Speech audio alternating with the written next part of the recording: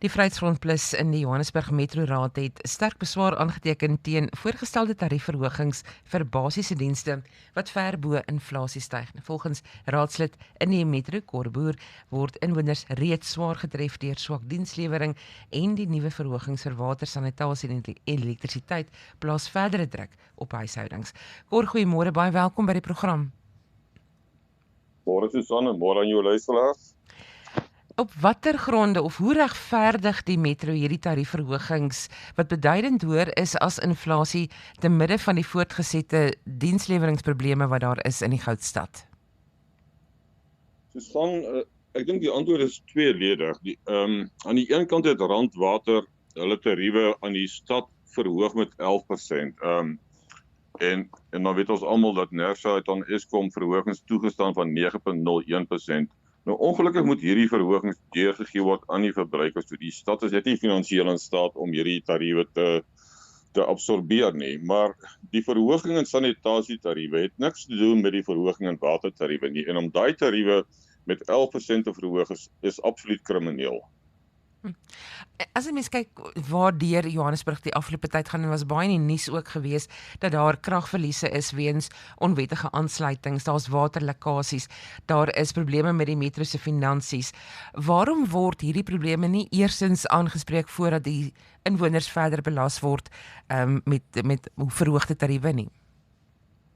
Susan, dit is die groot vraag wat ons sê beantwoord moet word, want daar op die oomblik is daar geen politieke wil om hierdie geweldige verliese, en hierdie verliese is geweldig groot. Die verliese op water is 48%, die verliese op krag is hier by 32%. Water wat vermors word weens lekkasies en verouderde infrastruktuur. Maar 'n groot deel daarvan is water wat gesteel word, meters wat gebypass word, soos die Engelse sê, en onwettige aansluitings. En solank daai probleme nie aangespreek word nie, kan hulle nie van die betalende inwoners verwag om maar aan te hou om die melkkoe te wees van die stad en maar ander te betaal terwyl hierdie water so op 'n geweldige skaal vermors word. En die krag ook, die onwettige aansluitings op die krag is geweldig. En die probleme word nie aangespreek nie. Nou, hierdie is voorgestelde verhogings, Kor. Is daar nog 'n geleentheid vir die inwoners om kommentaar te lewer daarop? Susan, ja, op die oomblik is ons besig met wat hulle noem die IDP sessie, die Integrated Development Plan. Daar is vergaderinge van die middel van April af tot omtrent die middel van Mei maand. Die datums is op die Johannesburg stad se webbladsy beskikbaar, joburg.org.za. Die mense kan gaan kyk, daar's fisiese vergaderings en daar is aanlyn vergaderings. En ons moedig die mense regtig aan om hierdie vergaderings by te woon en hulle stem te laat hoor. Die tyd om van die kantlyn af te staan en skreeu is verby. Ons moet regtig sterk aksie neem in hierdie stad tot verantwoording roep.